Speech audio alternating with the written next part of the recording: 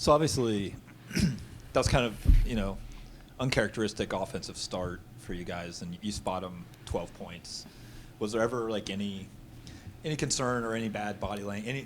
Did you kind of always feel like, we're going to start making some shots and get back into this game? I would say there was no concern. As you can see, like in the games that we've already played, we've been in this situation before. So I think that experience has led us to have composure in those moments and not get outside of what we actually do and what we are good at. So I know even though they started off kind of hot, we knew like we just had to settle in and our shots would start falling. Offensively, seemed like there was some struggles trying to get to the rack throughout the first, but then being able to finish off 36 points in the paint. What was some of the things that were starting to click for you guys offensively, even when the three's not falling? I think kind of pushing through those shots that were not falling in the beginning, just putting more emphasis. When the shots don't fall, we have to put more emphasis on defense. So when we focus on defense, the shots will fall eventually, and I think that's what happened by the second half. And then 2 of 19 at the half from beyond the arc. It's uncharacteristic, as Shane said, but what was kind of the message going into the second half to try to kind of put that to the side and just be able to play your style of ball? Yeah, we knew we weren't shooting as well as we wanted to, but that let us focus a lot more on the defensive end, because if we took care of that, whether we make or miss, we're still going to be able to play really well and keep the lead.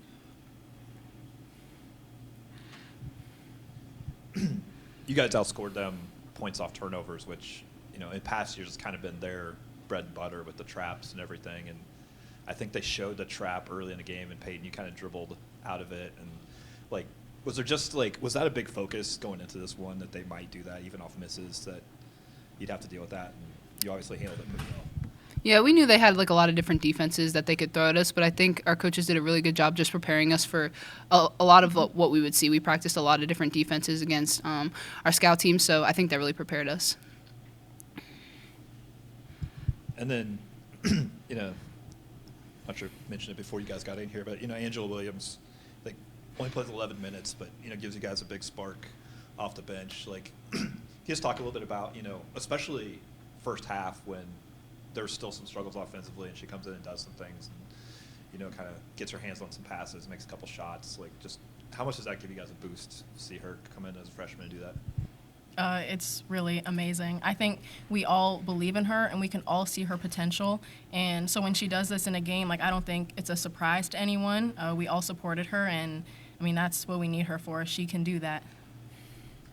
I remember last year one of the big talks about the team was offensive rebounding, that if you guys can be able to get the offensive boards, that there's nobody in the nation that can beat you. I think that's what Caroline Miller said last year. But in this game, 15 offensive rebounds turns to 15 second chance points. How big is that to be able to have that as kind of a backbone to your guys' foundation or identity, to be able to help kind of get these wins when things may not be falling the way you want them to?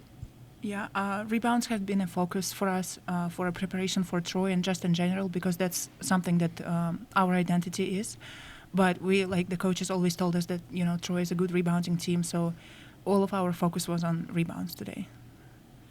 And then just starting off conference play, 1-0. Troy was projected to finish second. You guys first. Just win today, kind of a little weight off the shoulder, just being able to set the tone for the rest of the conference play?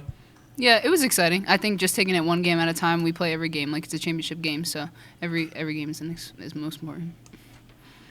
There's been a lot of talk all season about how the tough non-conference schedule is building towards these games, and obviously you beat a pretty good team to start off conference play, and now you go on the road for a couple before classes begin. Is that kind of a conducive schedule to be able to get off to a good start, where you go play some fairly solid teams, but not as much on your plate as far as going on the road right now?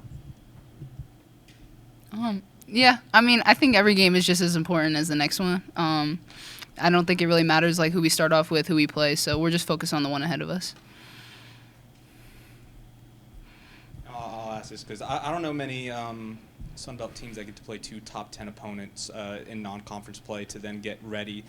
How do you use those games, especially after Texas and NC State as well, and Notre Dame? How do you use those games when it comes to Sunbelt play? Is there any correlation of some of the things you're learning that these programs are doing that you guys can incorporate as well? What goes into that?